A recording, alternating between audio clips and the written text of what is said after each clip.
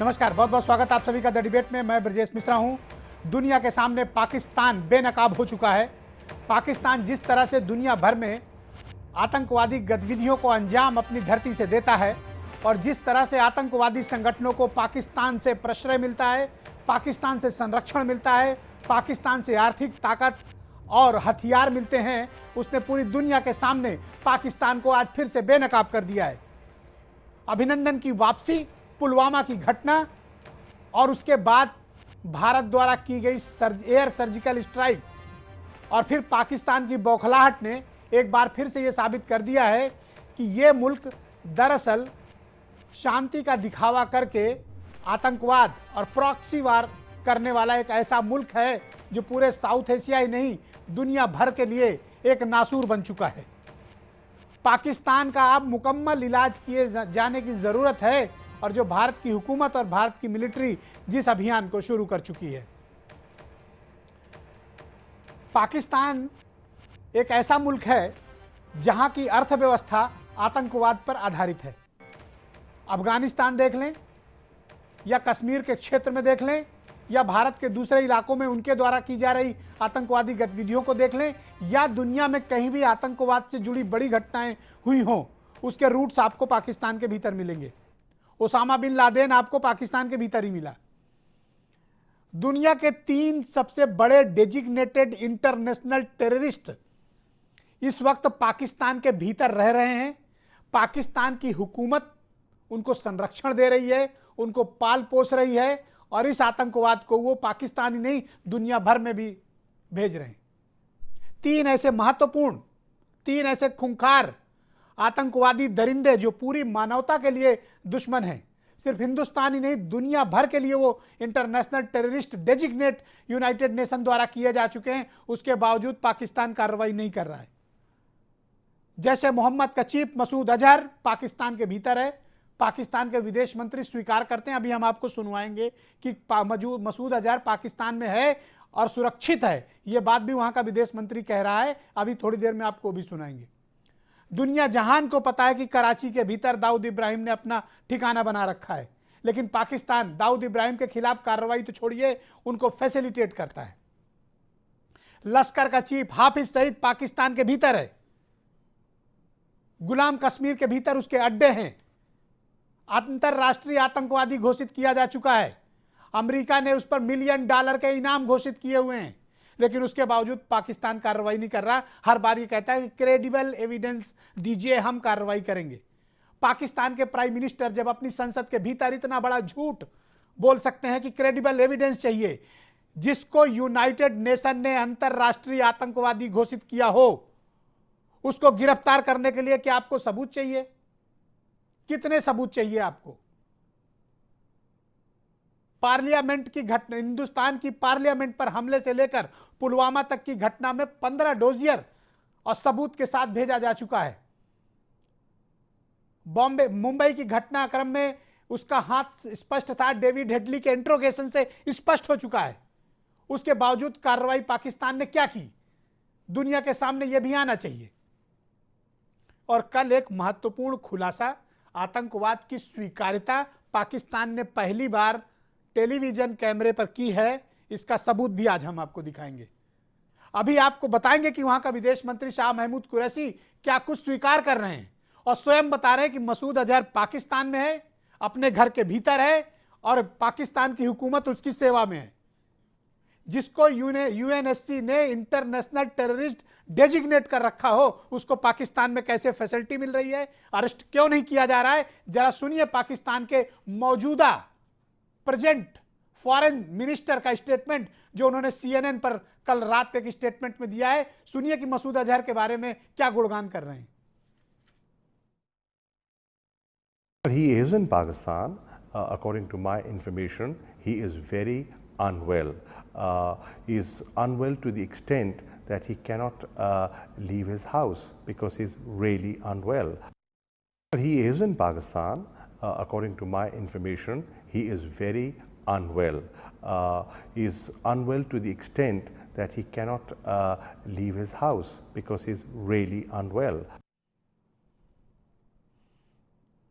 आप कल्पना कर सकते हैं कि किसी लोकतांत्रिक देश के विदेश मंत्री अपने देश में अंतरराष्ट्रीय आतंकवादी के होने की मौजूदगी बताता है और यह बताता है कि साहब बहुत बीमार हैं वो, और इतने बीमार हैं कि घर से नहीं निकल सकते हैं।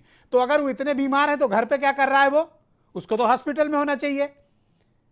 घर के भीतर रखकर फैसिलिटेट करना, आतंकवाद को पालना पोसना, दुनिया के सामने शांति का संदेश देना, यह पाकिस्तान का दोहरा चरित्र है जो आज उजागर हो गया उनके विदेश मंत्री के इस बयान के बाद। अब इंटरनेशनल कम्युनिटी को सामने आना चाहिए, वर्ल्ड कम्युनिटी को सामने आना चाहिए और पूछना चाहिए पाकिस्तान से कि तुम्हारा विदेश मंत्री क्या कह रहा है।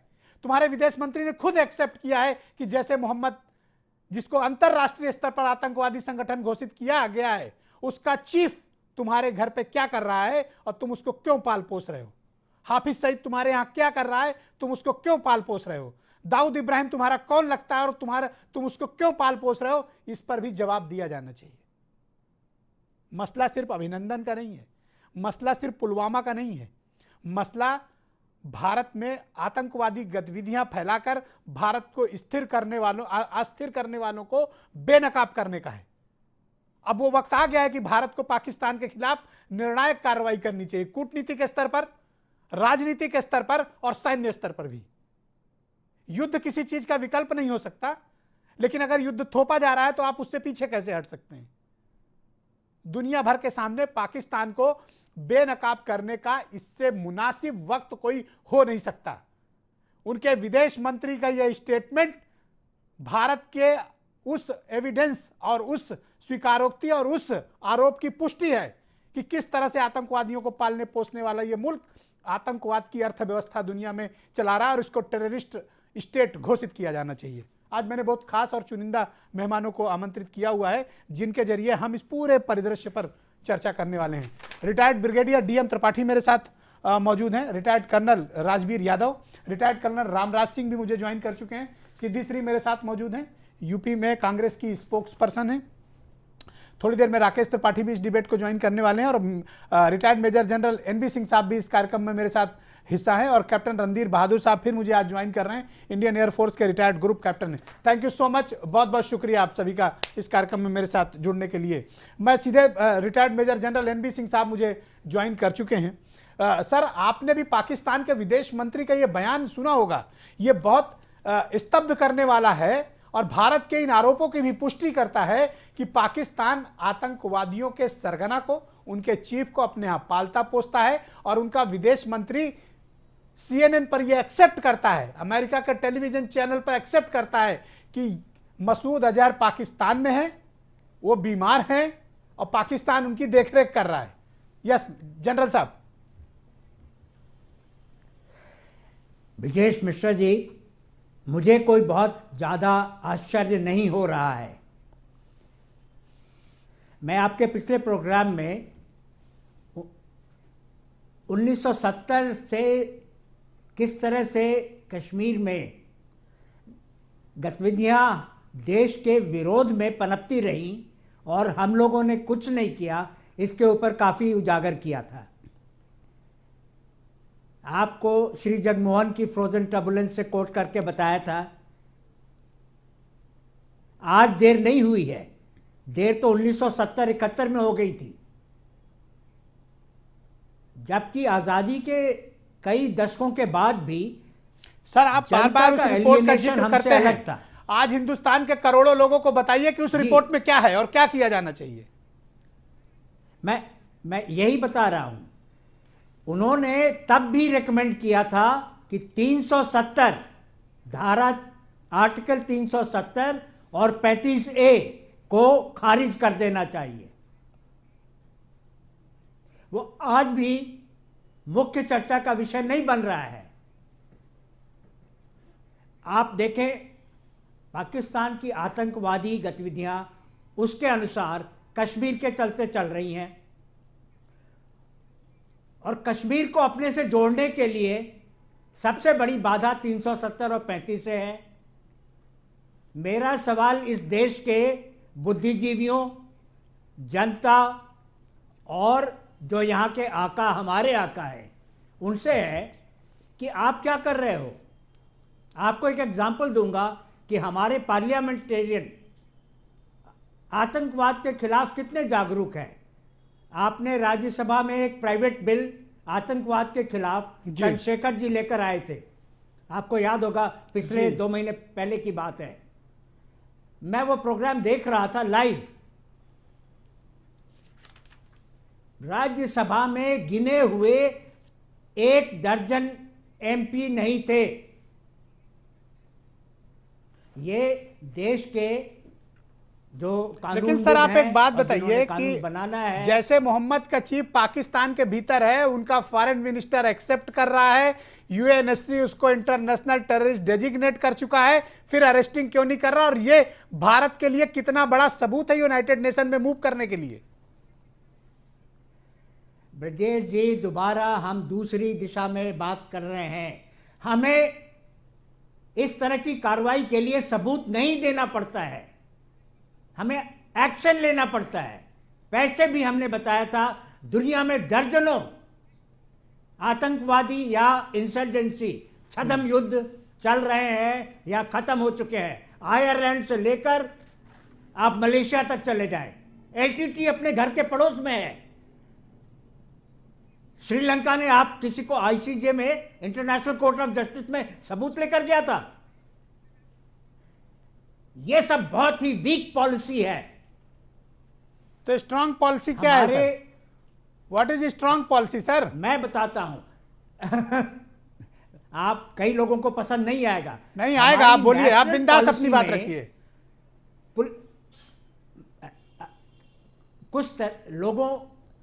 कुछ सर्विसेज जो कि उनका जो ढर्रा होता है, उनकी सिखलाई होती है, कोई भी वाकया हुआ तो पहले आप उसका इन्वेस्टिगेशन कीजिए, सबूत इकट्ठा कीजिए, कोर्ट में जाइए और फैसला कीजिए। कुछ एक सर्विसेज इस पे काम करती हैं। हमारी जो 2 मुख्य सर्विसेज हैं, आईएएस और आईपीएस, इसी ढर्रे पे चलती हैं जी। नेशनल और इंटरनेशनल मार्केट में इस तरह काम नहीं होता है। आपको रीसेंट एग्जांपल दूंगा, रशिया का। क्रीमिया में जी कई दशकों से उनका क्लेम चल रहा था। अभी उनको मौका मिला, यूक्रेन थोड़ा कमजोर हुआ, उन्होंने कब्जा कर लिया।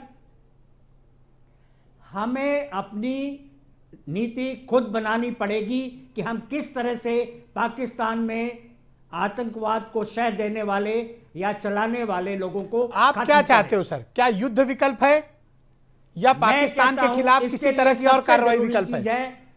हमें पाकिस्तान में जो फॉल्ट लाइंस हैं, बलूचिस्तान, खैबर पख्तूनवा और सिंध, वहां पे यही कार्रवाई शुरू करें, पाकिस्तान घुटने टेक देगा। ऑलराइट सर, ब्रिगेडियर त्रिपाठी भी मेरे साथ मौजूद हैं इस कार्यक्रम में। Thank you so much sir. मैं आपसे जानना चाहता हूं, देखिए विदेश मंत्री का पाकिस्तान की स्टेटमेंट हमने आपको सुनाया, उसने ओपनली एक्सेप्ट किया, आपके सामने एक्सेप्ट किया कि यस वो हमारे यहां मौजूद हैं लेकिन बहुत बीमार हैं। ये किस तरह का एक्सक्यूज है? इसके बाद भी भारत को क्या सबूत देने की जरूरत है? और इसके बाद भी क्या आपको क्या लगता है कि सेना को किस तरह की कार्रवाई की जरूरत है? देखिए, इसमें सबसे पहले तो किसी सबूत देने की आवश्यकता नहीं है। खुद उन्होंने कहा, दोनों चीजें, जो सीआरपीएफ पे हमला हुआ, जैसे मोहम्मद ने खुद कहा कि हमने कराया है, करेक्ट, ट्रू है। और आज उनके फॉरेन मिनिस्टर ने कहा कि मेरे यहाँ है। Yes, he is in Pakistan as per my information और ही इज अनवेल। करेक्ट, मतलब नब्ज पकड़ कर देखता है वहां का। अनवेल तो इसलिए कह रहे हैं, क्योंकि उनके मिलिट्री हॉस्पिटल में है, जो हम पहले से कह रहे हैं। करेक्ट सर, ठीक है, I do agree with you. आज जो देश ने उनके प्रति, जो हमारी लीडरशिप ने जो ये डिसीजन लिया कि हमारा जो मेन एम है एंड मेन जो उद्देश्य है वो टेररिज्म खत्म करना है, और उसके अगेंस्ट उन्होंने जो भेजा अपनी फोर्स इंटरनेशनल बॉर्डर क्रॉस करके, एंड वी हैव शोन कि भाई हम ये क्रॉस कर सकते हैं और टेररिस्ट को एलिमिनेट कर सकते हैं।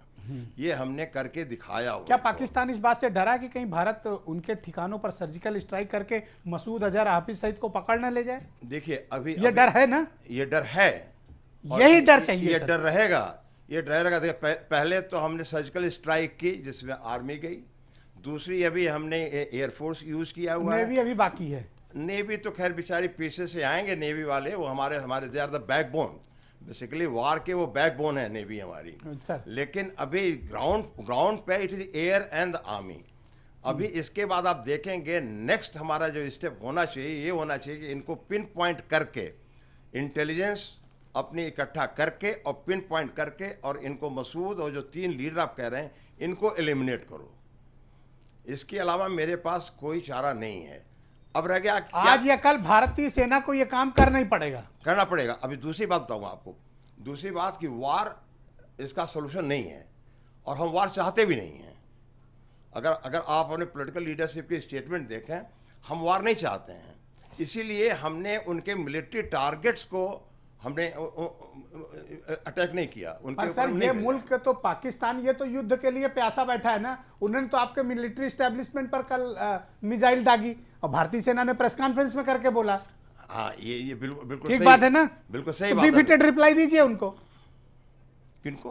पाकिस्तान को नहीं, पाकिस्तान ने तो अभी एक अपना पहला स्टेप ले लिया कि ये युद्ध हम चाहते हैं, ये उन्होंने दिखा दिया हमारे मिलिट्री एस्टेब्लिशमेंट के ऊपर अपना ये फायर करके। ये तो उन्होंने दिखा दिया कि हाँ हम युद्ध चाहते हैं। हम तो नहीं चाहते हैं, हमने तो उनके टेररिस्ट के अड्डों पर अटैक किया, वो मेरे मिलिट्री एस्टेब्लिशमेंट पर अटैक किए हुए हैं। अब नेक्स्ट स्टेज पे हमको अपना डिफाइन करना पड़ेगा कि मेरा क्या एक्शन अपनी होना फायर चाहिए। कैपेबिलिटी आपको शो करनी पड़ेगी। राकेश त्रिपाठी उत्तर प्रदेश में भारतीय जनता पार्टी के स्पोक्स पर्सन है। राकेश जी, आप जुड़े नहीं थे, उसके पहले मैंने एक स्टेटमेंट, बहुत सेंसेशनल वीडियो स्टेटमेंट पाकिस्तान के विदेश मंत्री शाह महमूद कुरैशी का सुनाया, आपने भी सुना होगा।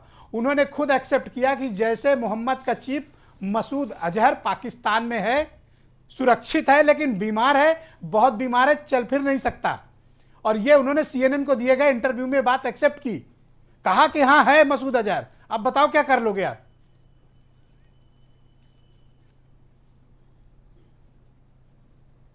पाया हूं, लेकिन इतनी बात जरूर तय है कि आज इंटरनेशनली प्रेशर के कारण पाकिस्तान को स्वीकार करना पड़ा है कि हाँ मसूद अजहर उनके पास है।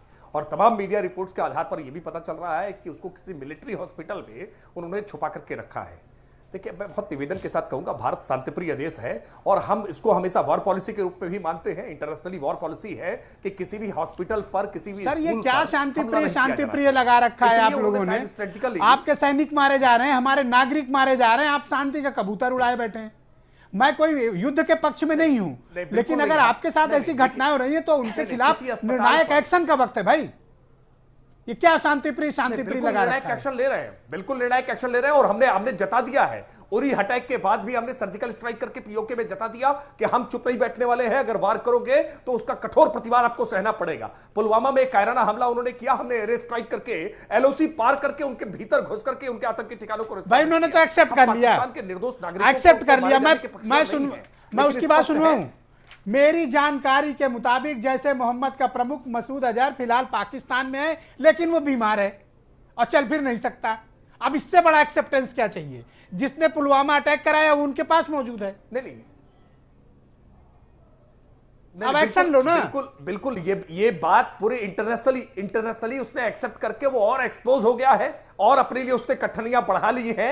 एक बात बिल्कुल स्पष्ट तौर पर तय है कि भारत अब किसी भी प्रकार की बातचीत बिना आतंक पर कार्रवाई के नहीं करने वाला है। और स्पष्ट कर दिया है हमने कि अगर तुमने एक भी अगर कार्रवाई की तो उसका खामियाजा तुमको भुगतना पड़ेगा। प्रधानमंत्री जी ने झांसी की जो जनसभा में पूरे देश और विश्व को संदेश देने का काम किया था कि पाकिस्तान ने बड़ी गलती की है और इस गलती की सजा उसको भुगतनी पड़ेगी, वो हमने करके दिखाया है।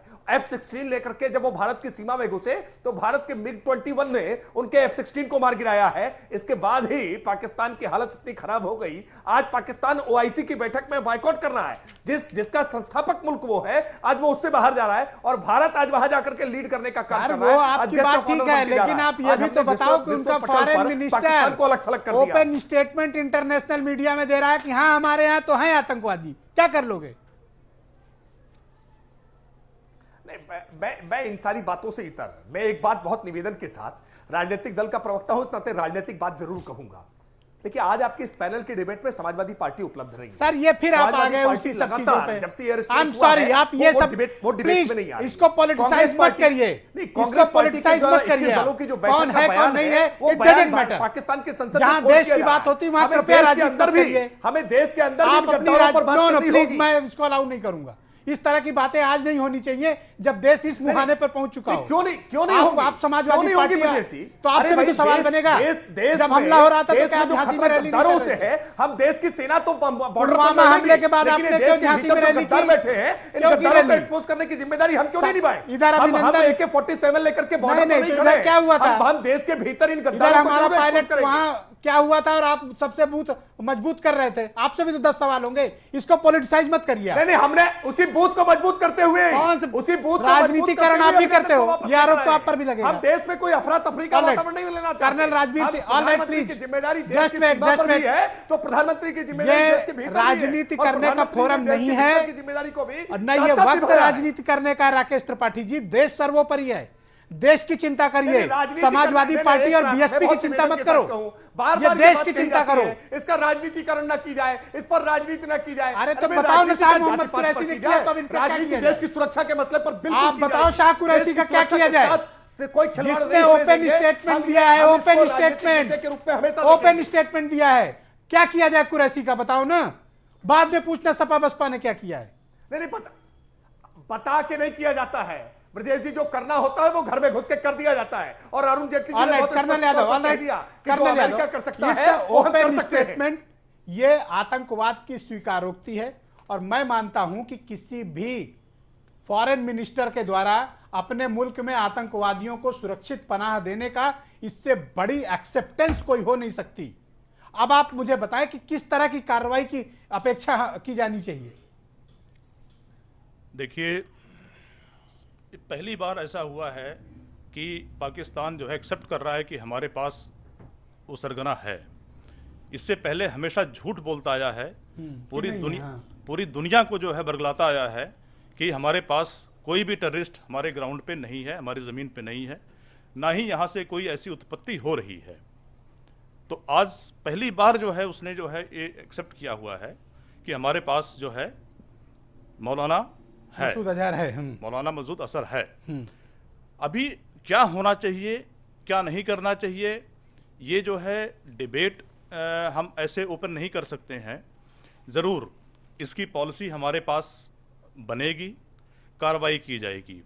जैसे कि जब हमने उड़ी के बाद अटैक किया है, सर्जिकल स्ट्राइक, तो सिर्फ इतना कहा गया था कि हम इस पे इसका बदला लेंगे, लेकिन कब लेंगे, कैसे लेंगे, इसको कभी किसी ने सार्वजनिक सूचना नहीं दी थी। उसी प्रकार से पुलवामा के बाद भी कहा गया था कि हम इस पे जो है कार्रवाई करेंगे, हम इसका बदला लेंगे। जो भी कुछ बदला लिया वो जो है उसकी कार्रवाई की गई। ये जो टेररिज्म का जो मामला है, पाकिस्तान जिसका गढ़ बना हुआ है, अभी हमारे 2 एक्शन के बाद जो कार्रवाइयाँ हुई हैं, उड़ी के बाद सर्जिकल स्ट्राइक और अभी एयर सर्जिकल स्ट्राइक जो हुई है, इससे जो है इतना तो हमको समझ में आता है कि वो डरा हुआ है, घबराया हुआ है। करेक्ट। कि दोबारा जब भी कभी हम ऐसी कुछ हादसा जो है हम हिंदुस्तान या कहीं भी हम करेंगे, तो हमारे ऊपर जो है इसका जो है रिएक्शन होगा, और रिएक्शन जो होगा वो असरदार रिएक्शन होगा। ऑलराइट, कर्नल आर सिंह मेरे साथ मौजूद हैं। सर, मुझे एक बात बताओ, आपकी जिस तरह से भारतीय सेना ने कार्रवाई की, जो बहादुरी दिखाई, इसकी मिसाल तो कहीं नहीं देखने को मिलेगी। और विशेष तौर पर विंग कमांडर अभिनंदन का केस, ये तो हिंदुस्तान सदियों तक याद रखने वाला है। आप मुझे बताइए कि जब पाकिस्तान ने हमारे मिलिट्री एस्टेब्लिशमेंट को टारगेट करने की कोशिश की, तो अब इनको किस तरह का बिफिटेड रिप्लाई दिया जाना चाहिए? इनको उसी तरह रिप्लाई देना जैसे उन्हें हमारे साथ किया। Correct sir. दूसरी बात, माइक नजदीक कर लें सर। जहाँ तक टेररिज्म की बात है सर, वो जो इल है, जो अनवेल है, उसके लिए भी दोबारा एक सर्जिकल स्ट्राइक की location, correct, I do and I appreciate you. उस तरह स्ट्राइक इनको करनी चाहिए, एयर ओपन एक्सेप्ट किया, या मिसाइल। हमारे पास ऐसी मिसाइल है जो मार करती मिसाइल से उसको बर्बाद करें। तो ये स्ट्राइक जरूर उनको करनी चाहिए। अच्छा, ये बयान आपको चौंकाता नहीं कि विदेश मंत्री ऐसा बोल हाँ, रहे सही बात हैं? है, ये बिल्कुल डेमोक्रेट चौंकने वाला मुल्क बयान है, है। ये कहते हैं हम शांति प्रिय लोग हैं। वो तो हमें ठेंगा दिखा रहा है, कहने की बात है Correct, बाद sir. में से वो हमें ठेंगा दिखा रहा है, उसका इसी तरह जवाब देना चाहिए। ये भी टाइम आएगा। क्योंकि अभी जो हमारे कूटनीति प्राइम मिनिस्टर हैं सब कि अभी तो एक एक्शन में और भी एक्शन होगा। और आपको याद होगा कि अरुण जेटली साहब ने जो अमेरिका को ओसामा बिन लादेन को मारा था सील के उसे, वो तो ऐसी कार्रवाई हमें भी करने की क्षमता है, इंडिकेशन वो दे चुके हैं। तो ये उनके ऊपर एक एयर स्ट्राइक होनी चाहिए या मिसाइल से उनको। पर जिसके सुरक्षित करने में पाकिस्तान की पूरी सेना लगी हो सर, उनको वहां से निकाल के ला पाना आसान काम है क्या? उनको निकालने It's a मारना toughest challenge. निकाल नहीं सकते, मार सकते हैं। Toughest challenge. हाँ, यस ब्रिगेडियर साहब। देखिए, ऐसा नहीं है कि ये मसूद साहब हमेशा वहीं रहेंगे। हमारी डिफ़िकल्टी ये है कि कोई सिविलियन कैजुअलिटी नहीं होनी चाहिए। करेक्ट। हमारा मेन उद्देश्य ये है कि जब हम हिट करें तो ये टेररिस्ट होना चाहिए, जिससे कि एस्केलेशन ना हो, वार एस्केलेशन ना हो, पूरी इंटरनेशनल बॉडी हमारे साथ सर हो। उसके लिए आपको डीप पाकिस्तान के भीतर घुसना पड़ेगा ये ना? हमको इंटेलिजेंस चाहिए और एक्यूरेट इंटेलिजेंस चाहिए। वो एक्यूरेट इंटेलिजेंस और फिर कौन सी फायर कैपेबिलिटीज का इस्तेमाल करना, ये भी देखना पड़ेगा ना कि आपको भी नुकसान ना हो, सिविलियन कैजुअलिटी भी अपोजिट साइड में ना हो और मसूद अजहर को आप घेर लें। देखिए, वो कैपेबिलिटी मेरे ख्याल से हमारे पास है, बताई तो नहीं जा सकती है, ना मेरे पास इंफॉर्मेशन एग्जैक्ट है, लेकिन यह मैं कह सकता हूं कि यह कैपेबिलिटी भारत के पास है कि अगर अजहर मसूद ये पिन पॉइंट हो जाए कि ये फला जगह पर हैं, तो हम इनको हिट कर देंगे। जैसे कि अभी इसने हिट किया है, अब जो हमारी एयरफोर्स के जो गए हैं फाइटर्स और हिट करके वापस आए हैं, ऐसे हमको इंटेलिजेंस मिल जाए कि ये एग्जैक्टली यहाँ पर हैं। यदि पाकिस्तान कोई एक्शन नहीं ले रहा है मेरे कहने पर, हमको वापस नहीं भेज रहा मसूद साहब को, हमारी बातों को नहीं मान रहा है और अंत में एडमेंट है कि हम नहीं करेंगे, तो मेरे पास कोई और ऑप्शन है नहीं सिवाय इसके कि हम इनको फिर। सर 25 साल से तो यही आरोप रहा कि सबूत दीजिए, सबूत दीजिए। नहीं, अरे अमेरिका घोषित कर चुका है उसको आतंकवादी, यूएनएससी उसको इंटरनेशनल टेररिस्ट डेजिग्नेट कर चुका है, आप सबूत चाहते हैं? देखिए, ओपन स्टेटमेंट आपने खुद ही बताया। ये सब ऐसा है कि ये जो पूरा जो विश्व है ना, ये एक जंगल है। इस जंगल में सारी अपने अपने स्वार्थ को देखते हैं। अमेरिका अपना स्वार्थ देख रहा होगा, पाकिस्तान अपना देख रहा है, हम अपना स्वार्थ देख रहे हैं, हम रूस अपना स्वार्थ देख रहा है, चाइना अपना स्वार्थ देख रहा है। उस लिमिट के अंदर हमको यह डिसाइड करना है कि हमारे लिए क्या उचित है।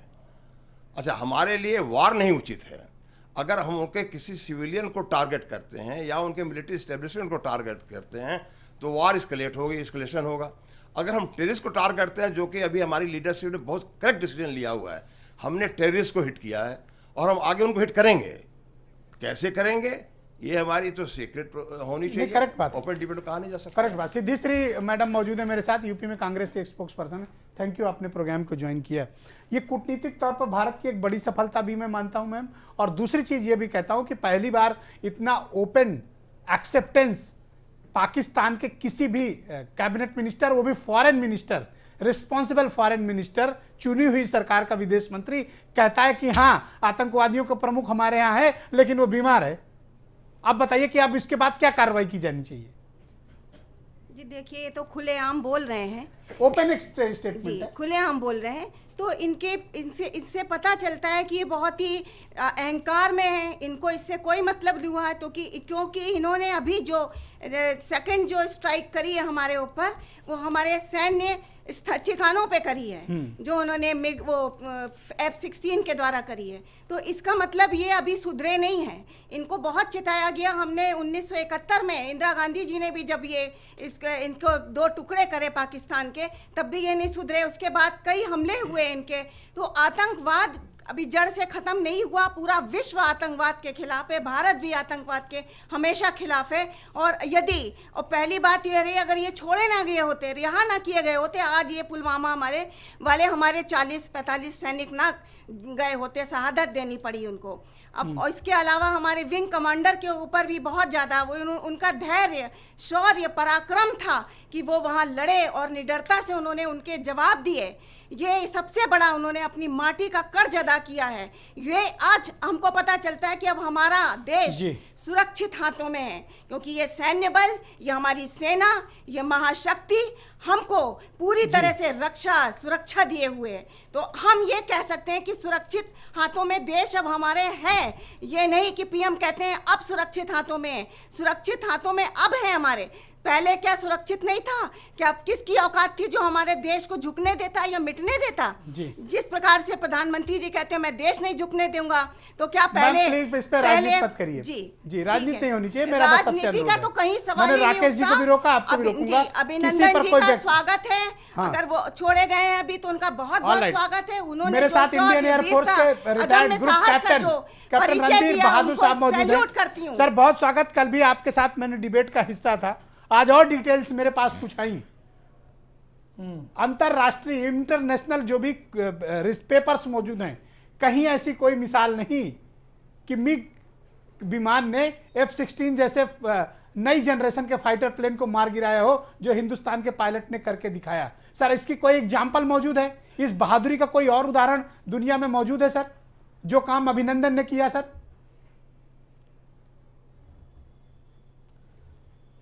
अभिनंदन ने जो किया वो मैं आपको 2 स्टेज में बताना चाहूँगा। वो एक बहुत ही मुश्किल काम है। पहली बात तो ये, वो पहली स्टेज में बताना चाहूँ जो कि वो फ्लाइंग कर रहा था अपने लोकल एरिया में श्रीनगर के ऊपर, और उसने उसको मिग 21 में होते हुए R-70 मिसाइल से F-16 को उसने चैलेंज किया, और LOC पे उसने, उसके बाद 2 ऑप्शन थे, या तो वो इंगेज करके उसको गिराया F-16 को, या वो वापस आ जाए। उसने F-16 को गिराया और एट द सेम टाइम और वो अपने जहाज को उसको हिट हुआ मिसाइल और उसे इजेक्ट करना पड़ा। 1 मिनट में यहाँ पे टाइम लूँगा। इजेक्शन हम लोग वर्ड बड़ा मामूली सा समझते हैं। इजेक्शन वर्ड जो है ना वो बहुत ही डिफिकल्ट है, उसमें सीक्वेंस ऑफ इवेंट्स है। एक इजेक्शन ऑफ द एयरक्राफ्ट, जबकि आपका मिग 21 उसमें पहले होता क्या है, सबसे पहले जो होगा उसको एक स्प्लिट सेकंड का काम है। उसमें जहाज डैमेज है, उसको बाहर निकलना है। पहले काम होगा उसकी कैनोपी निकलेगी। कैनोपी एक पैरो कार्टेज होता है जो उसकी कैनोपी निकालेगा विद इन ए सेकेंड। ये सब सेकंड में हो रहा है। विद इन ए सेकेंड उसके सीट के, उसके एयरक्राफ्ट के सीट के नीचे एक रॉकेट पैक होता है। रॉकेट पैक फायर होगा, उसमें उसका जो एक्सेलेरेशन होगा वो 15 से 20 G के बराबर होगा। वो उसको करीब करीब 100 मीटर से ऊपर लेके जाएगा सीट के समेत पायलट को, और वो इतना ज़बरदस्त झटका लगेगा पायलट को कि उसकी बैकबोन में डैमेज होने के चांसेस काफ़ी बढ़ जाते हैं। उसके बाद वो नीचे आएगा पैराशूट से उसके बाद में, और वो जब लैंड करा तो वो उसका बैकबोन में हल्की सी बैक में उसकी प्रॉब्लम हुई। ये हमको सबको पता लग गया। उसके बाद उसने वो किस तरीके से प्रॉपर एक्शन लेता है, देखिए आप उसको, जो कि किताब के ऊपर लिखे हुए हैं, एग्जैक्टली उसने वैसे ही किया। अपने आप को कूल रखा, पानी मांगा, और उसने अपने जितने भी डॉक्यूमेंट्स थे उसने उसको, जब उसको पता लगा कि ये मैं पाकिस्तान है, तब उसने उसको डॉक्यूमेंट करने सब डिस्ट्रॉय करने की पूरी कोशिश करी और कर भी दिए। और फिर उसने अपने गन्स निकाल के लोकल से उन्हें फाइट किया, और फिर उसने इतने कंपोज्ड वे में अपने आप को बिहेव किया, और बगैर डरे हुए पाकिस्तान में, उसे मालूम था पिछले हमारे जितने भी एक्सीडेंट हुए हैं, अपने सैनिक पकड़े गए हैं, उनके साथ कितनी बर्बरता से बिहेव हुआ है, तब भी उसने वहाँ पे कंपोज वे में इतनी थकान, इतनी चोट के बावजूद उसके पास फिजिकल उसको अनवेल था वो, और उसके पास इंजर्ड भी था, और मेंटल इतना प्रेशर था, फिर भी उसने अपने आप को कंपोज रखा, और उसने आंखों में आंख डालकर बोला पाकिस्तानी ऑफिसर से कि मैं आपको कुछ भी नहीं बताऊंगा। ये किस तरह की ट्रेनिंग होती है सर? ये कितना इतना विल पावर आता कहां से है सर?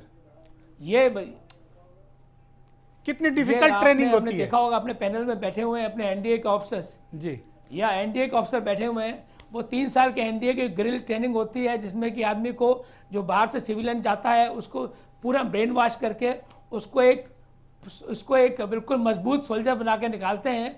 और जो ट्रेनिंग होती है वो 4 साल की ट्रेनिंग जो होती है, उसमें वो एक नॉर्मल इंसान से वो एक बहुत ही सैनिक बन जाता है, जो किसी भी परिस्थिति में अडिग रहता है, उसको कोई हिला नहीं सकता। ये परिचय उसने बहुत ही सफलतापूर्वक दिया है अभिनंदन है, मैं उसको सल्यूट करता हूँ। सर, ये जिस तरह की इंगेजमेंट मिग और F-16 के बीच हुई, ये किस तरह की इंगेजमेंट ऑन एयर होती है, किस तरह की एयर टू एयर इंगेजमेंट होती है, किस तरह का मैकेनिज्म होता है, थोड़ा उसको आसान शब्दों में बताएं, दर्शक समझना चाहता है। हाँ, एंगेजमेंट मैं बताता हूँ। जैसे ये इस स्थिति में, ये वाली स्थिति में अभिनंदन जो था वो पेट्रोलिंग ड्यूटी पे था। पेट्रोलिंग मतलब होती है MiG-21 की पेट्रोलिंग थी। MiG-21 का एक बहुत ही, मैं बताऊंगा कि MiG-21 क्यों यूज़ करते हैं। MiG-21 जो है जब ऊपर जा उड़ रहा था उस वक्त ये लोग, इनका ये 10-20 जहाज़ का जो ये लोग एंटर किए, जिसमें से 3 जहाज़ जो थे F-16 वो एंटर करते हैं हिंदुस्तान के LOC में। अब आप समझिए LOC के पास में जो बहुत ज़्यादा अंतर नहीं है श्रीनगर और LOC में, तो LOC से वो अगर देख लेता है और अगर वो लॉक ऑन कर लेता है F-16 को हेड टू हेड, तो वो फायर कर सकता है अपनी मिसाइल, क्योंकि उसके पास गाइडेड मिसाइल है। लॉक इन करने का मतलब क्या होता है, थोड़ा ये भी सर बता दें। रडार में वो लॉक इन का मतलब क्या होता है? लॉक ऑन का मतलब हो गया उसका रडार है, वो रडार में अपनी मिसाइल को, हमारे जहाज को वो लॉक कर लेगा, उसकी लाइन आ जाएगी और वो फायर करेगा तो वहीं जाएगी मिसाइल जी। ओके। अब क्या MiG-21 की सबसे खासियत बात यह है कि MiG-21 के सामने से वो आपके उसका क्रॉस सेक्शन जो है वो ऑलमोस्ट जीरो हो जाता है। अगर आप दूर से देखेंगे आपको दिखेगा ही नहीं वो जहाज, बिकॉज ऑफ क्रॉस सेक्शन, उसके विंग्स उस क्रॉस सेक्शन दोनों इतने मिनिमल हैं सामने से कि वो आपको नजर में नहीं आएगा। और एग्जैक्टली वैसा ही हुआ। अगर आप देखें MiG-20 उसने F-16 ने जो MRAM मारी, जो कि रेडार कंट्रोल मिसाइल है, और बियॉन्ड विजुअल रेंज जो कि 80 किलोमीटर दूर से, यानी कि LOC के पार से मारी जा सकती है, वो मिस कर गया। और इसी मारे वो मिसाइल जो थी वो जमीन पर पाई गई। जी करेक्ट है, जी जी। और उसके बाद वो टर्न करता है, क्योंकि हमारा एयरक्राफ्ट उसके पीछे लगता है, और हमारे पास R-73 मिसाइल है जो कि पुरानी मिसाइल है, वो करीब 70s की मिसाइल है, रशियन मिसाइल, और वो उसको मार देता है जी, क्योंकि वो उसके ठीक पीछे लगा हुआ है। करेक्ट है सर। मैं एक छोटे से ब्रेक के लिए सर रुकना चाह रहा हूं, ब्रेक के बाद आऊंगा और कुछ तकनीकी पहलू, तकनीकी सवाल भी हैं जो आपसे मैं पूछूंगा। एक छोटा सा ब्रेक के फौरन उस पार आएंगे और ये चर्चा करेंगे कि पाकिस्तान के विदेश मंत्री ने जो कुछ भी एक्सेप्ट किया इंटरनेशनल कम्युनिटी के सामने कि हाँ आतंकवादियों को पालते हैं, आतंकवादियों के सरगना उनके यहाँ पनाह पाते हैं, उनके यहाँ उनका इलाज चल रहा है और वो सुरक्षित भी हैं, तो अब वर्ल्ड कम्युनिटी पाकिस्तान पर किस तरह से कार्रवाई करेगी, इस विषय पर बात करेंगे।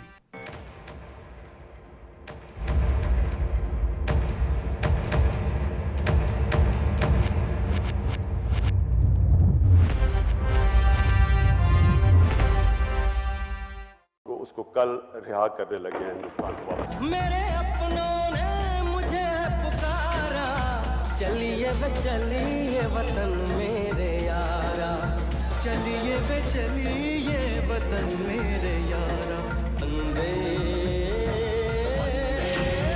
मातरम। पाकिस्तान ने जिस तरह से भारत के खिलाफ प्रॉक्सी वार और अब तो सामने सामने वार के ऐलान कर रखा है, और जिस तरह से पाकिस्तान आतंकवादी गतिविधियों में संलिप्त लोगों को संरक्षण देता है, उनके सरगनाओं को अपने यहाँ पालता पोसता है, ये निश्चित एक बड़े कंसर्न का विषय है। इन चीज़ों से निपटा कैसे जाए, पाकिस्तान से निपटने का इलाज क्या, जगमोहन की वो रिपोर्ट है जिसका जिक्र बार बार मेजर जनरल NB सिंह करते हैं, क्या उस रिपोर्ट को लागू करने का वक्त आ गया है, क्या पाकिस्तान के खिलाफ निर्णायक कार्रवाई का वक्त है, या इस मुद्दे को लेकर हमको कोई कठोर सैन्य या फिर कूटनीतिक कार्रवाई करनी चाहिए। दूसरी बात, जिस तरह से पाकिस्तान के विदेश मंत्री ने ओपनली ये एक्सेप्ट किया कि मसूद अजहर, हाफिज सईद उनके यहाँ मौजूद है, और तीसरा भारत के पास इस बात के क्लियर कट एविडेंस मौजूद हैं कि दाऊद इब्राहिम भी कराची में अपना ठिकाना बनाया हुआ है। दुनिया के 3 सबसे बड़े आतंकवादी इस वक्त पाकिस्तान में पाले पोसे जा रहे हैं और दुनिया भर में आतंकवाद को फैला रहे हैं और आतंकवादी घटनाओं में संलिप्त हैं। उसके बावजूद इंटरनेशनल कम्युनिटी पाकिस्तान के खिलाफ कोई कार्रवाई, कड़ी कार्रवाई क्यों नहीं हो रही है, पाकिस्तान का पर आर्थिक प्रतिबंध क्यों नहीं लग रहे हैं, और पाकिस्तान एक टेररिस्ट मुल्क घोषित क्यों नहीं किया जा रहा है, जनरल NB सिंह साहब बताएंगे। बोलिए सर, गो अहेड। देखिए, ये अब पॉलिसी की बातें हैं, और ये भी मैं मानूंगा कि पॉलिसी चेंज तभी होता है जब सत्ता में बुनियादी परिवर्तन होता है। अभी एक समय आया है जबकि सत्ता में बुनियादी परिवर्तन है तो पॉलिसी में चेंज की उम्मीद रखी जा सकती है।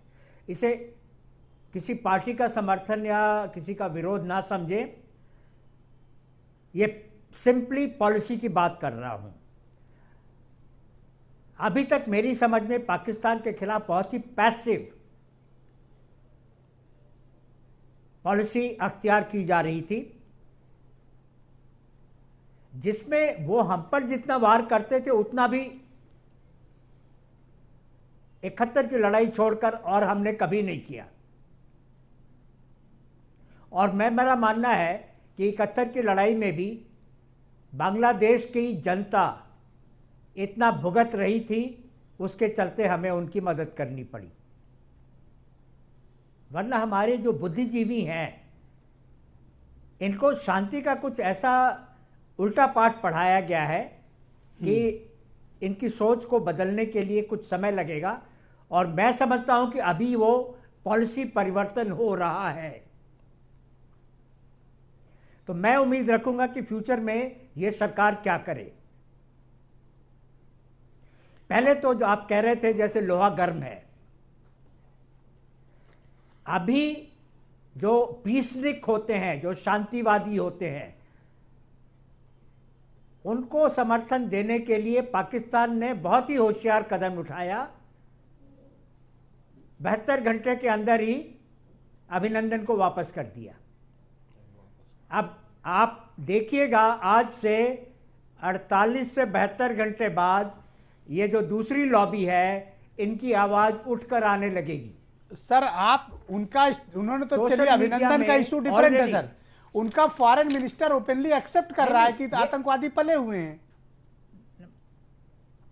मैं उस बात पे ही आ रहा हूं। हमारे अंदर जो लोग बैठे हुए हैं, मैं उनके बारे में बात कर रहा हूं कि इनके प्रभाव में आकर जी सरकार को अभी इसने रणनीति बनाई है उसको बदलना नहीं चाहिए। इसी पर आगे बढ़ते हुए उन्हें डिप्लोमेटिक यानी राजनयिक और राजनीतिक तौर पर जी और दबाव बढ़ाना होगा पाकिस्तान के ऊपर। ऑलराइट, राकेश त्रिपाठी, क्या सरकार दबाव में है किसी तरह के? राकेश त्रिपाठी,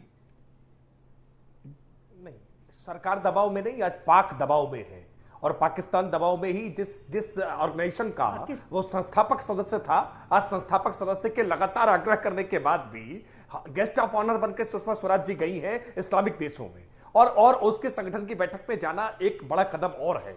हम मानते हैं इसमें अलग अलग मोर्चों पर काम करना होगा। हमको पाकिस्तान को आर्थिक तौर पर भी नुकसान पहुंचाना होगा, वैश्विक पटल पर उसको एक्सपोज करना होगा, कठोर सैन्य कार्रवाई भी करनी होगी, जो हम लगातार कर रहे हैं। अलग अलग कई मोर्चों पर काम करना होगा। सरकार बहुत प्रभावी ढंग से कार्य कर रही है, और आज अलग अलग जितने भी देश हैं, चाहे अमेरिका हो, रसिया हो, इजराइल हो, और तमाम इस्लामिक देश जो आज हैं, जो पाकिस्तान के अब तक खैरख्वाह बने रहते थे, आज वो भी भारत के साथ खड़े हैं। और चाइना जैसा देश जिसका झुकाव हमेशा पाकिस्तान के साथ होता था, आज वो भी खुल करके पाकिस्तान की मदद नहीं कर पा रहा है। हम मानते हैं कि अंतर्राष्ट्रीय स्तर पर भी भारत ने अपनी साख बढ़ाई है, पाकिस्तान को अलग थलग किया है। हमने उससे व्यापारिक रिश्ते भी अपने जो है जटिल किए हैं, कठिन किए हैं। हमने एक्सपोर्ट ड्यूटी बढ़ाई है। तमाम तरह के जो हमने स्टेप्स उठाए हैं वो स्टेप बहुत आवश्यक है, और साथ साथ में घर के अंदर भी हमें स्टेप उठाए जाने की जरूरत है, क्योंकि घर के अंदर के गिरफ्तार जब तक नहीं निपटाए जाएंगे तब तक अजहर मसूद और दाऊद इब्राहिम ये तो एक बड़े खतरे हैं ही, लेकिन इनके जो तमाम शरणदाता, इनकी जो विचारधारा को आगे बढ़ाने वाले लोग हैं, इनको हमको घर के भीतर भी निपटाए जाने की आवश्यकता है। ऑलराइट, ब्रिगेडियर त्रिपाठी, मैं आपसे सर समझना चाहता हूं, आपने जब सर्विस ज्वाइन की होगी आर्मी की, तब से लेकर फिर रिटायर भी हुए आपने देखा सिर्फ एक ही मुल्क है जो भारत के लिए नासूर बना हुआ है, वो है पाकिस्तान। पूरी सर्विस में आपने चीज ली होगी। किस तरह की मनोदशा वाला राष्ट्र है, और हमें किस तरह की सैन्य कार्रवाई के विकल्प हमारे पास मौजूद हैं? देखिए, ऐसा है कि परिस्थितियां जो भी रही हों, हम लोग हमेशा रिएक्टिव रहे हैं। हमने किसी सिचुएशन पे रिस्पॉन्ड नहीं किया। एग्जैक्टली, रिएक्टिव रहे हैं, रिस्पॉन्ड नहीं किया। This difference between reaction and respond. एक ही सिचुएशन मैंने रिस्पॉन्ड किया है इस देश में, वो था 71 वार, और वो था उस समय की लीडरशिप। ये बिल्कुल अपॉलिटिकल मेरी बात है सर, बिल्कुल। लेट अस एक्सेप्ट इट कि उस टाइम की जो लीडरशिप थी, जो बोल्डनेस थी, और क्या जो मैसेज था उस वक्त सेना को, क्या बोल्डनेस थी? देखिए बोल्डनेस ये था, जो कि मैं एक ही पर सब लोग जानते होंगे, सब पढ़े हैं, लेकिन एक बोल्डनेस जब ये कहा गया कि 7th फ्लीट आ रही है। इसका क्या मतलब है? 7th फ्लीट अमेरिका की 7th फ्लीट थी, जो न्यूक्लियर वेपन उनके पास था। ओके। और वो उस टाइम अगर आपको याद होगा, अमेरिका वाज प्रो पाकिस्तान। हाँ, यस, करेक्ट। उस समय पीएम से ये पूछा गया कि क्या किया जाए। कोई भी पीएम रहता तो हिल जाता, लेकिन प्राइम मिनिस्टर ने उस टाइम पूछा अपने डिफेंस फोर्सेस से कि कितना टाइम लगेगा। जब उसने कहा था जनरल मानेक शाह ने कि 7 days, now it is the PM's credibility to say कि गो अहेड, है कि नहीं, रिस्क है ना। तो उस प्रकार की लीडरशिप की आवश्यकता है देश में, जो मैं इस टाइम भी अपने प्राइम मिनिस्टर को ये क्रेडिट दूंगा, जिन्होंने कि यह डिसीजन लिया कि हम इन आईबी क्रॉस करके इनको हिट करेंगे। अभी ये डाउट है कि कितने मरे, क्या मरे, वो एक अलग विषय है, पर आपने को शुरुआत तो की। हाँ, शुरुआत तो किया, स्टार्टिंग तो ये दिखाया तो क्या। और दूसरा, अगर अपना आ जाए रामायण पे, बिन भय होय न प्रीत, करेक्ट, बिना भय के प्रीत भी नहीं होती है। तो आज जो पाकिस्तान हमको प्रीत दिखा रहा है, ये हम उस शक्ति पर पहुंच गए हैं जिसमें सभी क्रेडिट है, कोई अकेले इसी गवर्नमेंट की नहीं है। अगर हम कंसिस्टेंटली बिल्डअप नहीं किए होते। एस्टैब्लिशमेंट हमारा और उसकी फंक्शनिंग तो इंडिपेंडेंट है। हाँ। हाँ, लेकिन एक पॉइंट मैं जरूर पॉइंट आउट करना चाहूंगा, और दुख के साथ, कि हमने अपने फोर्सेस का पिछले करीब 15 साल से कोई अपग्रेडेशन नहीं किया है। आज जो प्रश्न उठ रहा है कि MiG-21 गया, F-16 गया, यह प्रश्न आना ही नहीं चाहिए था। करेक्ट बात, I do agree with you, है कि नहीं है? करेक्ट, ये प्रश्न आना ही नहीं चाहिए था। आज हमारी कैपेबिलिटी उनके बराबर होनी चाहिए थी, ज्यादा होनी चाहिए सर। हाँ, ज्यादा होनी चाहिए। मुट्ठी छुटका सा मुल्क है। तो यह एक्सेप्ट किया जाए कि हमने इस सेक्टर को निगलेक्ट किया है। जी, ऑलराइट। कर्नल यादव, मैं आपसे आप ब्रेक पर भी आपसे चर्चा हो रही थी, ये क्या मनोदशा होती है जब कोई सैनिक दुश्मन मुल्क के आर्मी की गिरफ्त में होता है, पकड़ा जाता है? क्या उस वक्त मनोदशा होती है जो अभिनंदन को देखने के बाद उस पेन को पूरी हिंदुस्तानियों ने, 130 करोड़ लोगों ने महसूस किया? आप लोग को ट्रेनिंग के दौरान क्या बताया और सिखाया जाता है? थोड़ा अपने अनुभव से आप मुझे बताएं। देखिए ब्रजेश जी, सबसे पहले तो मैं बताऊंगा कि जब कोई सैनिक आर्मी, एयरफोर्स, नेवी ज्वाइन करता है तो एक अपने डिफरेंट बैकग्राउंड से आता है। उसकी जो पृष्ठभूमि है वो अलग होती है। वो किसी शहर का हो सकता है, अमीर हो सकता है, छोटे उस घर का हो सकता है। जब वो सेना में आ गया तो उसकी मानसिकता को तोड़ करके सबको बराबर किया जाता है कि हम सब अभी एक बराबर उसमें हैं। तो सबसे पहली बात जो होती है, बराबरी की जाती है। उसका जो पिछला हिसाब किताब रिकॉर्ड है वो बिल्कुल हटा दिया जाता है उसके जीवन से। अच्छा, ये कैसे सिखाया जाता है, बताया जाता है कि जब आप युद्ध कैदी हो जाएंगे दुश्मन मुल्क में तो क्या करना चाहिए आपको? देखिए, ऐसा है कि जब भी कभी युद्ध की संभावना होती है तो दो चीज़ उसमें स्वाभाविक है कि उसमें जो है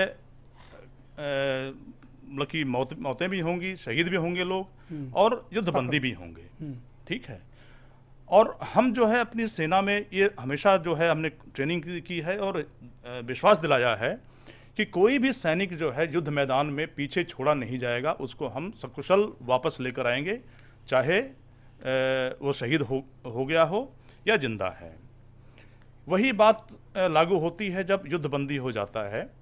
उसको हम सिखलाई देते हैं, हमारी सिखलाई है कि किसी ना किसी तरीके से आप जो है वापस आने की कोशिश करेंगे अगर आप जो है दुश्मन के कब्जे में, उसके ज़मीन में फंस गए हैं। तो पहला काम ये होता है कि उसको जो है वहाँ से भागना है, स्केप जिसको बोलते हैं, स्केप करना है, भागना है।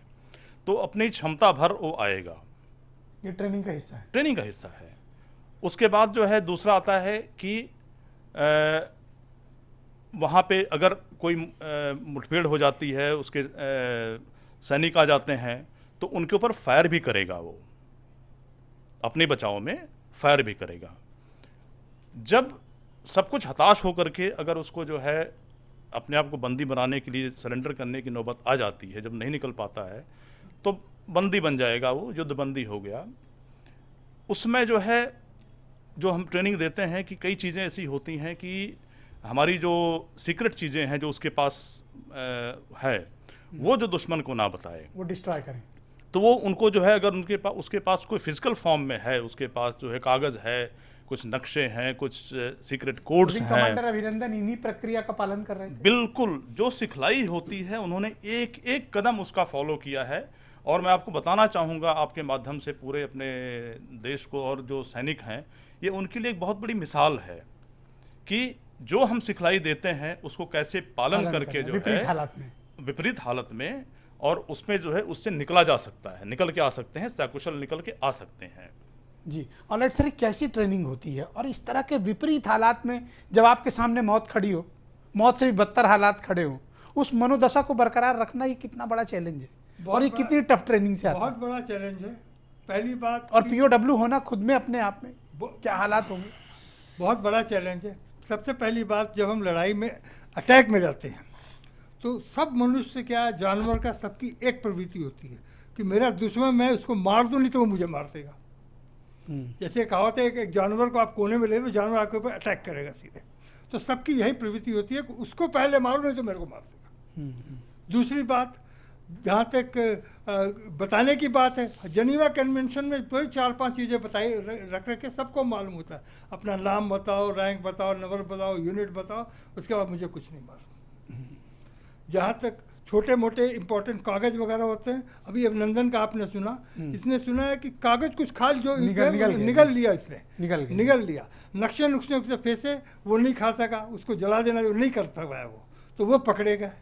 उसके बाद क्या होता है कि जब बचने का अपना होता है तो कहीं मौका निकाल कर किसी तरह निकल कर भाग के तुम आ जाओ, क्रेडिट यही है।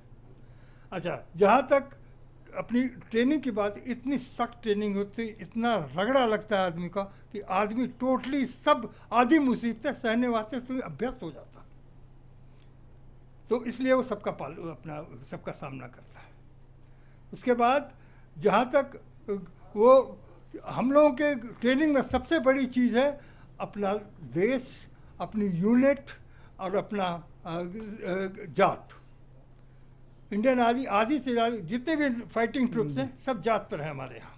अंग्रेज़ का बच्चा बहुत अक्लमंद था, उसने कास्ट वाइज सब यूनिटें बनाई थी प्रोपोर्शनेट, और उसी कास्ट के वाले लड़ते हैं। आज भी वही है, कुछ मिक्स यूनिटें भी बनी हुई हैं, पर ज़्यादा इन्फेंट्री वाले हैं, सब कास्ट वाइज। एक चीज़ और बताना, उसी में मैं ऐड करना चाहूँगा जो कल RR सिंह कह रहे थे कि जब भी हम अपना युद्ध अभ्यास करते हैं पीस टाइम में, तो उसमें ज़रूर जो हम इस केस को करेंगे कि उसमें हम PW बनाएंगे और पूरा जो है उसकी प्रक्रिया फॉलो कराएंगे। मॉक ड्रिल होती है, मॉक ड्रिल हम करते हैं जब भी हमारी कोई एक्सरसाइजेज होती हैं, जिसको हम एक्सरसाइज बोलते हैं नॉर्मल उसमें, और जो युद्ध अभ्यास हम कह सकते हैं। तो ऐसे ऐसे बड़े जो युद्ध अभ्यास होते हैं तो उसमें पूरी प्रक्रिया की जाती है कि हम युद्धबंदी बनाएंगे, उससे फिर पूरी कार्रवाई की जाएगी, जिनेवा कन्वेंशन के हिसाब से उसको सारी कार्रवाई की जाएगी। थोड़ी बहुत शक्ति भी दिखलाते हैं कि ये कहीं प्रेशर में आकर के कुछ और ना बता दे, तो वो भी कोशिश करने, ड्रिल करके देखते हैं। बिल्कुल जी, ये होती है।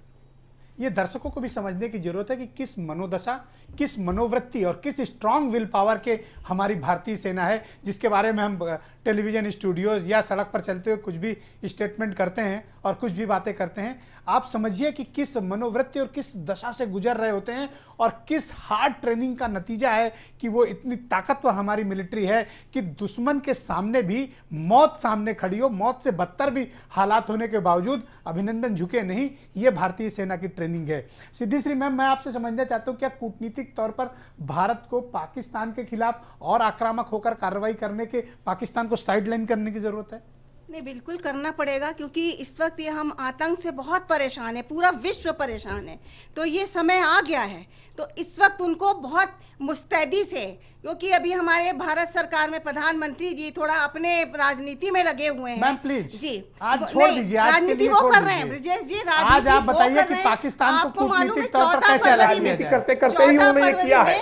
14 फरवरी पहली बार एयर स्ट्राइक राजनीति करते करते की है। बिहार हो रहा है, घड़ियाल के दर्शन हो रहे हैं, क्या क्या हो रहा है। आप लोग क्या मतलब एक दिन भी सेना को नहीं दे सकते आप? नहीं, हम लोग एक दिन तो अवॉइड करिए। CWC की मीटिंग एक दिन अवॉइड करिए। CWC की हमारी जो बैठक थी वो हम लोग ने रद्द करी 14 फरवरी। मैम ये कोई ऐसी के कारण तो इमरान खान दबाव में आ गया। CWC की मीटिंग कैंसिल करने से इमरान खान दबाव में आ गए। इमरान खान ने कहा नहीं राहुल गांधी जी राजनीति ना छोड़े, वरना देश वरना के ये लिए हम भी- बर्दाश्त नहीं कर पाएंगे। भाई आप लोग थोड़ा सा ये चीज ध्यान रखिए कि पुलवामा में अगर जरा सी सुरक्षा कांग्रेस दे दी पार्टी के जाती, नेताओं के बयान अगर आप लोग एयरलिफ्ट गलत करा रास्ते दिया पे जाता- रहे हैं। एयरलिफ्ट करा दिया जाता तो आज मुझे लगता हमारे है इतने कि इस जवान तरह की बहसों नहीं में मारते- पॉलिटिकल लोगों को बुलाया नहीं जाना चाहिए। आपका भी नहीं आना चाहिए, वो वही हिस्सा हाँ, है। नहीं पर थोड़ा देखिए ध्यान दे प्रधानमंत्री जी भी। विदेश जी, मैम, प्लीज, विदेश जी, मैम, मेरा एक आप निवेदन है, सीनियर मेरा एक लीडर हैं। निवेदन है। राकेश जी, आप भी सीनियर लीडर हैं। राजनीतिक निर्णय के आधार नहीं, पर ही आतंकवाद ये का तो कार्रवाइयां खात्मा होती करना हैं। पड़ेगा। राजनीति से ब्रिगेडियर साहब परे कुछ नहीं कहना कर सकते। चाहते हैं? लेकिन मैं- ऐसी मैं- राजनीति पावर डॉक्टर मजबूत लंबी बात- करना पड़ेगा, बिल्कुल, फिर yes, पावर मैं- मजबूत मैं- करना ब्रिगेडियर साहब, ब्रिगेडियर मैं साहब, यह कहना करके चाहता हूँ, आतंकवाद का खात्मा जरूर जी, होना चाहे चाहिए। वो दूसरी पार्टी को या ये हो, यह लीडर की तो गुड क्वालिटी मानी जानी चाहिए कि जब इतने बड़े सिचुएशन में भी वो टेंशन में नहीं आ रहा है। यस और मैं- उन्होंने मैं इंदिरा प्रेज गांधी कर को रहा भी हूं। प्रेज किया ब्रिगेडियर साहब ने, ऐसा नहीं कि सिर्फ इन्हीं प्राइम मैं मिनिस्टर प्रेज को कर जो रहा कहा। काम करेगा तो ठीक हाँ। है, मैंने प्रेस किया वहां पे, उन्हीं को प्रेस कर वो रहा तो हूँ। काम है ही ना, उन्होंने कि किया ही छोटी तभी सी तो उनको घटना दुर्गा घट रही है। कहा गया। अगर जैसे कि जैसे अपने हम आर्म फोर्सेज ले लीजिए, एक कोर कमांडर है और जब युद्ध शुरू होता है तो उस बेचारे के पास तमाम रिपोर्ट आती हैं, 5 मर गए, 6 उस राजपूत बल्टन की इतनी कैजुअलिटी हो गई, वहां पर हम हार गए, वहां वो पैनिक पे तो नहीं आता है, इसके बाद भी हंसता रहता है, उसके चेहरे पर टेंशन नहीं आती है।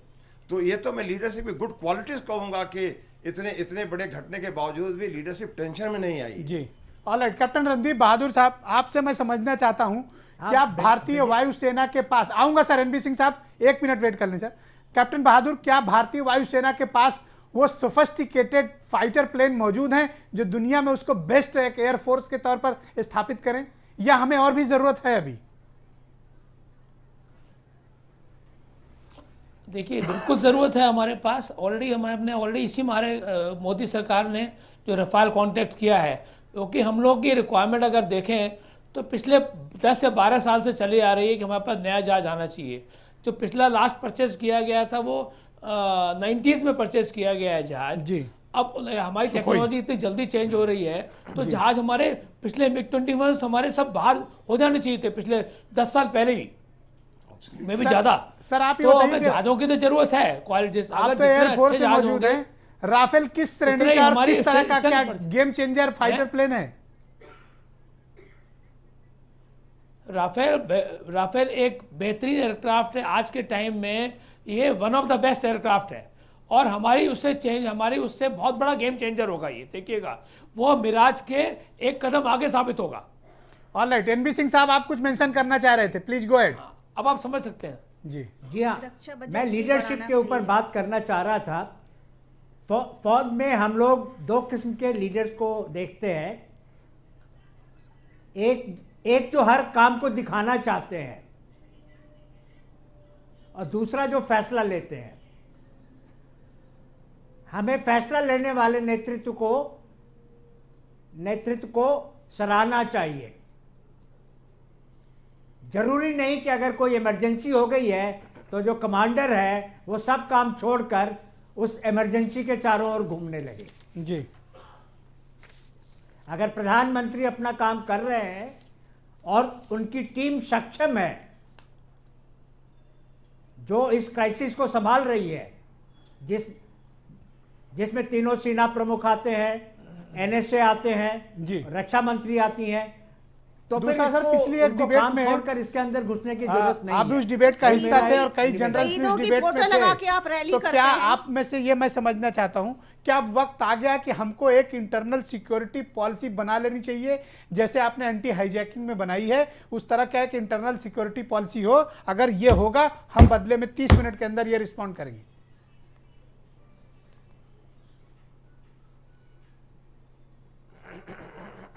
जनरल एनबी सिंह साहब। जी हाँ, ये पॉलिसी की चर्चा पिछली बार भी हमने की थी। किसी एक सज्जन ने विचार दिया था कि जिस समय पुलवामा का इमरजेंसी हुआ था उसके बाद हमें 1 हफ्ते 10 दिन इसलिए वेट करना पड़ा क्योंकि सारी कंटिजेंसी होने के बावजूद, सारे विकल्प सेना के पास होने के बावजूद, एयरफोर्स, नेवी या आर्मी, कौन सा विकल्प इस्तेमाल किया जाए उसका फैसला नहीं हो सका। जी, लेकिन अगर नेशनल पॉलिसी बन जाती है